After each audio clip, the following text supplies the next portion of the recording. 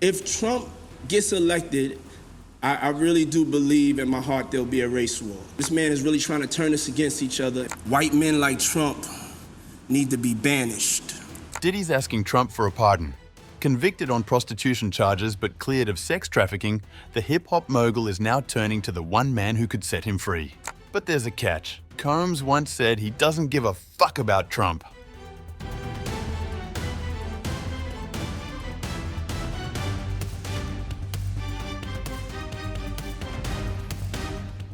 In a surprising twist that's shaking up the headlines, Sean Diddy Combs' legal team has taken an unexpected step, reaching out directly to US President Donald Trump. After a recent conviction on prostitution-related charges, Diddy's camp is hoping for a presidential pardon. Sources close to the rapper's defense confirmed to NBC News on August 5th that talks with the Trump administration are already underway. At the same time, Nicole Westmoreland, a member of Sean Diddy Combs' all-star defense team, told CNN in an exclusive interview that the music mogul's team has reached out to the Trump administration about a potential pardon following his conviction on 2 charges of transportation to engage in prostitution last month. Asked about pardons in an interview with Newsmax on August 1st, Trump revealed that Diddy's team had talked to him about the musician and hip-hop mogul, but did not announce any decision. Trump indicated that he was unlikely to pardon Combs.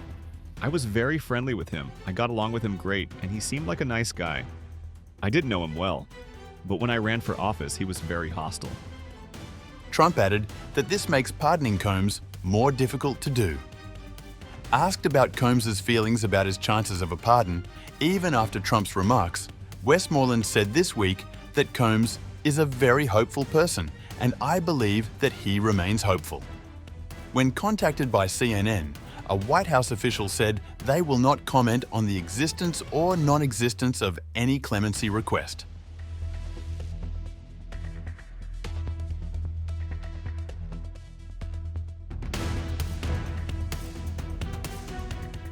Trump has built a track record of pardoning convicted political supporters in what has been widely seen as a broader rebuke of a justice system that found him guilty of criminally falsifying business records less than 6 months prior to his victory in the 2024 White House election. Yet Combs evidently complicated matters for himself by having told the Daily Beast in 2017 that he did not really give a fuck about Trump. And in 2020, when Trump's first presidency ended in defeat to Joe Biden, Combs, who is black, told radio host Charlemagne the God that white men like Trump need to be banished. That way of thinking is real dangerous. This man literally threatened the lives of us and our families about going to vote. We're in a war of love versus hate. The number one priority is to get Trump out of office. The tribe of people that have the responsibility and really should be scared to death of this man is white people. Explain. If this man is elected, we're not standing by no more getting killed. We're not scared of anybody standing up and standing by. We're on the verge of a race war. If Trump gets elected, I really do believe in my heart there'll be a race war. And that's why this message is not just to black people. You know what I'm saying? This message is to everybody. This man is really trying to turn us against each other and put us in a situation. And you gotta understand, America messed up. They flooded the hood with guns. However, Trump seemingly alluded to those comments in his interview with Newsmax when asked to revisit the concept of pardoning Combs. It's hard, you know? We're human beings, and we don't like to have things cloud our judgment, right? But when you knew someone and you were fine and then you run for office and he made some terrible statements. So, I don't know, it makes it more difficult to do. At the time of Trump's Newsmax interview, Combs was being housed at New York City's only federal lockup.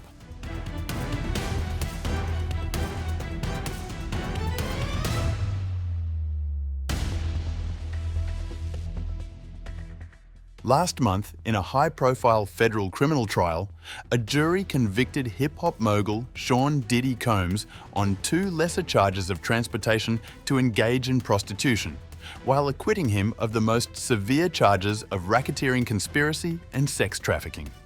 These more serious charges had threatened Combs with a potential life sentence, but with his acquittal, he instead faces a maximum of 20 years in prison. Legal analysts note that the actual sentence is likely to be much shorter, pointing out that prosecutors previously indicated a recommended range between 51 and 63 months, roughly 4 to 5 years, though they have signaled the range could ultimately be substantially higher. Formal presentencing filings are not due until September, and sentencing is scheduled for October 3rd.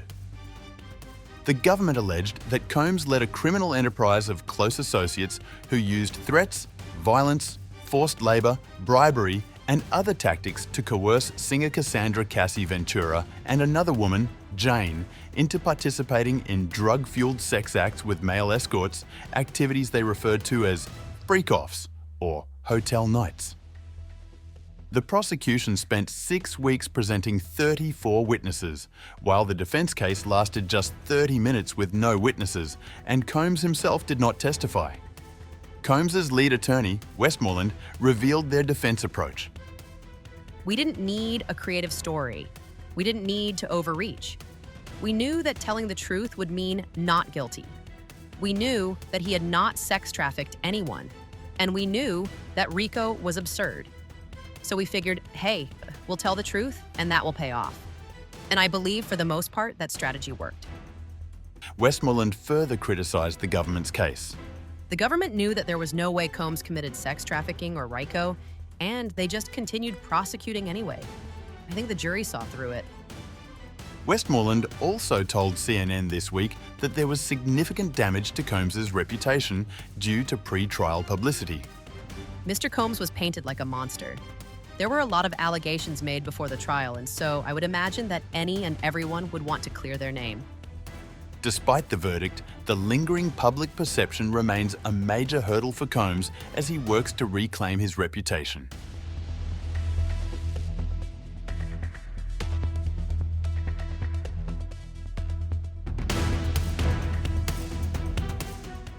Separate from the federal charges, Combs faces numerous civil lawsuits from men, women, and individuals who allege they were minors at the time of the incidents, some dating back decades. Combs has categorically denied all the claims. Westmoreland pointed out that these accusations were notably absent from the criminal case. We are talking about the United States government. This is the federal government, right? It doesn't really get any stronger than that. If there was any real evidence of those allegations, we would have heard all about it in the criminal trial. That speaks volumes by itself. Since his arrest and trial, Combs' attorney described him as humbled by the experience and appreciative of a second chance after facing the possibility of life imprisonment. She shared, He appreciates the second chance. He was facing life. I think he learned a lot through this situation, and I think it would be humbling to the strongest person on the face of the planet. Combs' legal battle continues, with sentencing ahead and the defense preparing an appeal as soon as possible.